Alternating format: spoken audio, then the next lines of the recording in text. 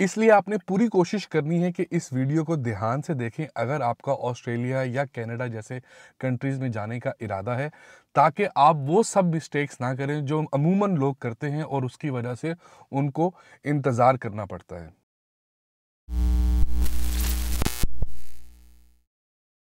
दोस्तों, क्या आप सोच सकते हैं कि कोई 10 साल से ऑस्ट्रेलिया के अंदर रह रहा हो और उसकी परमानेंट रेजिडेंसी ना हुई हो? हालाँकि इस दौरान उसने पूरी कोशिश की हो अपने आइल्स के अंदर बैंड लेने की भी, और साथ-साथ उसने वो सारे कोर्सेज़ चूज़ किए हों जिसकी माँग ऑस्ट्रेलिया के अंदर है, जिसकी डिमांड है ऑस्ट्रेलिया के अंदर। लेकिन इसके बावजूद भी उसको 10 साल लग गए हों, सिर्फ़ और सिर्फ़ अपनी एप्लीकेशन को फॉरवर्ड करने के लिए। एक ऐसा ही मेरा दोस्त है इंडिया से, जो आप यकीन नहीं करेंगे कि मास्टर्स करने के लिए आया था आईटी के अंदर, और उस वक़्त आया था जब आईटी की बहुत ज़्यादा माँग थी ऑस्ट्रेलिया में। बहुत कम एप्लीकेंट्स होते थे जो आईटी के अंदर परमानेंट रेजिडेंसी अप्लाई करते थे। लेकिन फिर आईटी से अपनी डिग्री चेंज की डिप्लोमा के अंदर, फिर डिप्लोमा को छोड़ा, फिर दोबारा से एक नया कोर्स चूज़ किया, फिर अपना टाइम और ज़ाया किया, और उसके बाद दोबारा से शेफ़ के लिए अप्लाई किया, और अब वो एक क्वालिफ़ाइड शेफ़ बना है। अब जाके उसने अपना आइल्स दिया है, 7 ईच बैंड लिया है। अभी भी वो किसी रेस्टोरेंट में काम नहीं करता, बल्कि वो ट्रक चलाता है और ट्रक से बहुत अच्छे खासे पैसे भी कमाता है। लेकिन अब मुझे पूरी उम्मीद है कि अपना बैंड कंप्लीट लेने के बाद जब वो परमानेंट रेजिडेंसी के लिए अप्लाई करेगा तो उसको परमानेंट रेजिडेंसी मिल जाएगी। ये एक शख्स की कहानी नहीं है, बल्कि ऐसे बहुत सारे लोग आपको ऑस्ट्रेलिया के अंदर या कनाडा के अंदर इवन मिलेंगे जो ये कहेंगे कि यार परमानेंट रेजिडेंसी लेना मुश्किल है, हमें यहाँ पे 8 से 10 साल हो चुके हैं, और ये जितने लोग भी बातें करते हैं सिर्फ झूठ बोलते हैं। दूसरी तरफ आपको ऐसे एग्जाम्पल्स भी मिलेगी लोगों की जिन्होंने अपनी टाइम के ऊपर डिग्रीज की हैं, डिग्रीज को कंप्लीट करने के बाद अपने आइल्स या पीटी के अंदर 7 ईच या 8 ईच बैंड लिए, उसके बाद अपनी परमानेंट रेजिडेंसी अप्लाई की है, और with in 3 to 4 years Australia आने के बाद उन्होंने अपनी परमानेंट रेजिडेंसी ली, और 5 साल के बाद उनको पासपोर्ट भी मिल गया। अब मैं आप लोगों के साथ ये शेयर करूंगा कि आखिर ऐसी कौन कौन सी रीजंस होती हैं जिसकी वजह से लोगों को इतना अरसा लग जाता है परमानेंट रेजिडेंसी लेने में। देखो यार, सबसे पहली वजह जो लोग ऑस्ट्रेलिया के अंदर टाइम पर परमानेंट रेजिडेंसी हासिल नहीं कर पाते,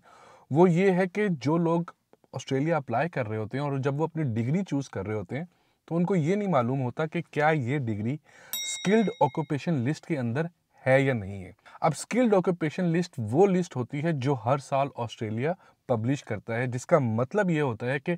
इस लिस्ट के अंदर जितने भी प्रोफेशंस हैं वो प्रोफेशंस डिमांड में हैं, मतलब इन लोगों की हमें ज़रूरत है। अगर आपने वो डिग्रीज पाकिस्तान के अंदर कंप्लीट की हुई है, मिसाल के तौर पर कोई इंजीनियरिंग की डिग्री है, नर्सिस हैं, या आप लेट्स सपोज फाइनेंस से रिलेटेड हैं, ऑडिटर हैं, और वो डिग्रीज आपने पाकिस्तान या इंडिया से कंप्लीट करने के बाद आपके पास 3 साल या 5 साल का एक्सपीरियंस भी है, तो आप वहां से भी डायरेक्ट परमानेंट रेजिडेंसी अप्लाई कर सकते हैं। या फिर वही डिग्रीज आप यहाँ पर आकर कंप्लीट करें, उसको कंप्लीट करने के बाद जो बाकी रिक्वायरमेंट्स हैं वो पूरी करें, और फिर आप परमानेंट रेजिडेंसी के लिए अप्लाई कर दें। तो अगर आप कोई ऐसी डिग्री चूज करके पाकिस्तान या इंडिया से या नेपाल या बांग्लादेश से कहीं से भी आते हैं और वो डिग्रीज स्किल्ड ऑक्यूपेशन लिस्ट के अंदर शामिल नहीं होती, तो फिर आपने अगर 2 साल स्टडीज कंप्लीट कर ली तो आपको टेम्परेरी रेजिडेंसी तो मिल जाएगी, लेकिन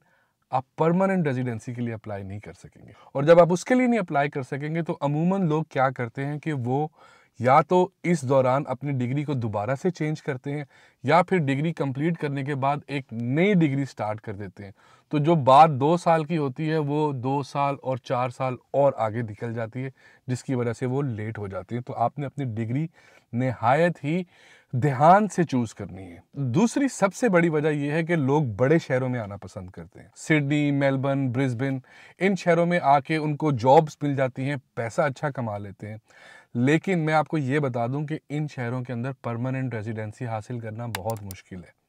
लोग हमेशा से यहाँ पर आकर ठहरना तो चाह रहे होते हैं, लेकिन उनको ये आइडिया नहीं होता कि जब आप अपनी डिग्री कंप्लीट कर लेंगे तो आपकी परमानेंट रेजिडेंसी के लिए पॉइंट्स पूरे नहीं होंगे। इसीलिए अब जो मौजूदा गवर्नमेंट है और जो प्रीवियस गवर्नमेंट थी, वो कोशिश ये करती है कि लोगों को रीजनल की तरफ धकेला जाए, क्योंकि रीजनल एरियाज़ में इतने लोग नहीं रहते। तो अगर आप वहाँ पर जाकर अपनी डिग्रीज़ कंप्लीट करेंगे जाए, या जो यूनिवर्सिटी के कैंपसेस वहाँ पे हैं, वहाँ पर जाकर पढ़ाई कंप्लीट करने के बाद आप परमानेंट रेजिडेंसी के लिए अप्लाई करेंगे, तो आपको एक्स्ट्रा पॉइंट्स मिल जाएंगे, और जिसकी वजह से आपको परमानेंट रेजिडेंसी लेना आसान हो जाएगा। दूसरी तरफ कुछ ऐसे लोग भी होते हैं जो बड़े शहरों में आ जाते हैं, अपनी डिग्रीज कंप्लीट कर लेते हैं, लेकिन उसके फौरन बाद वो रीजनल में नहीं जाते, क्योंकि आपके पास ये भी ऑप्शन होता है कि चले अगर आप बड़े शहर में आ गए हैं तो उसके बाद आप रीजनल में मूव कर जाएं, वहाँ पर आप 2 साल या 3 साल रहें और उसके बाद परमानेंट रेजिडेंसी के लिए अप्लाई कर दें।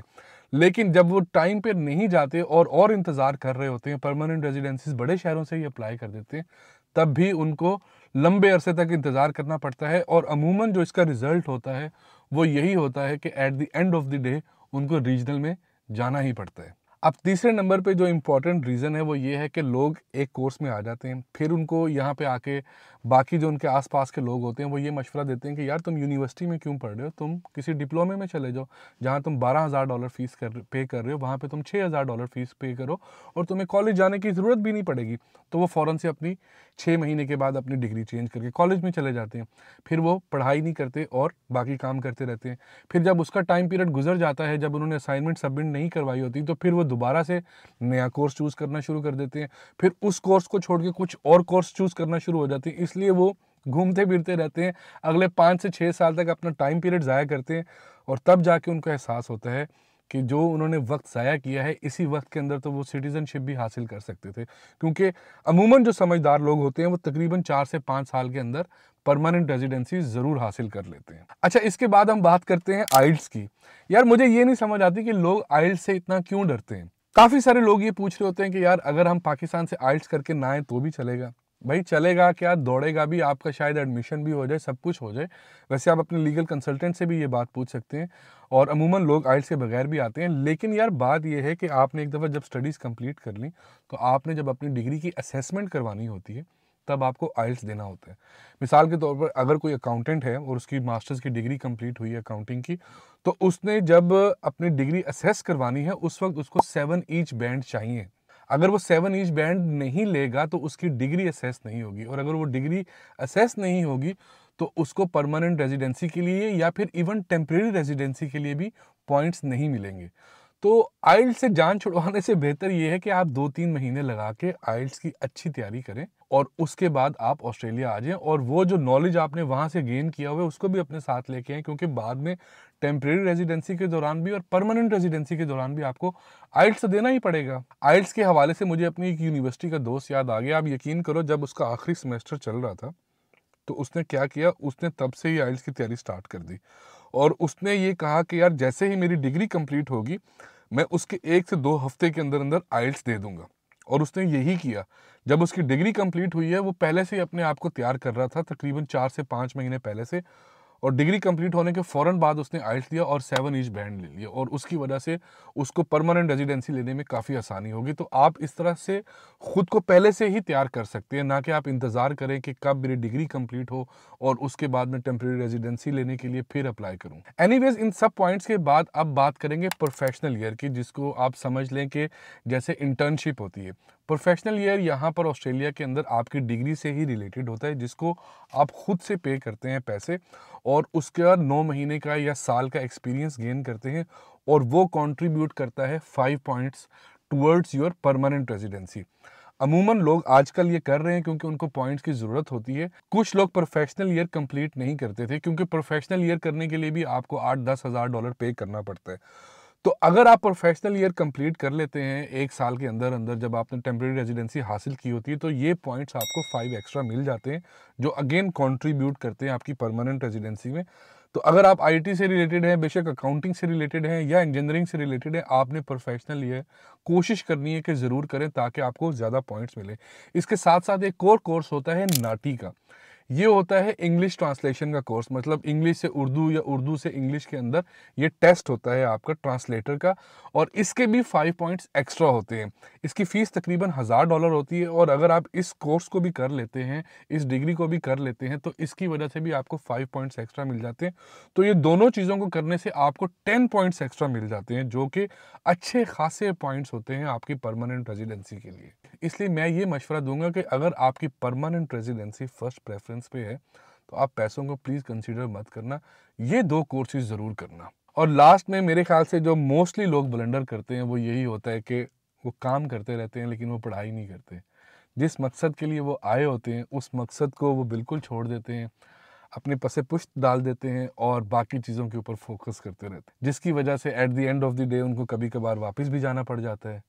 और समटाइम्स उनको डिप्रेशन का सामना करना पड़ता है, या उनको और इंतज़ार करना पड़ता है अपनी परमानेंट रेजिडेंसी के लिए। और कुछ लोग तो फिर उनको इस तरह के मशवरे देना शुरू कर देते हैं कि अगर घी सीधी उंगली से नहीं निकल रहा तो आप टेढ़ी उंगली डाल लें, मतलब आप किसी से शादी कर लें ताकि आपको परमानेंट रेजिडेंसी मिल जाए, जिसके मैं बिल्कुल अगेंस्ट हूँ।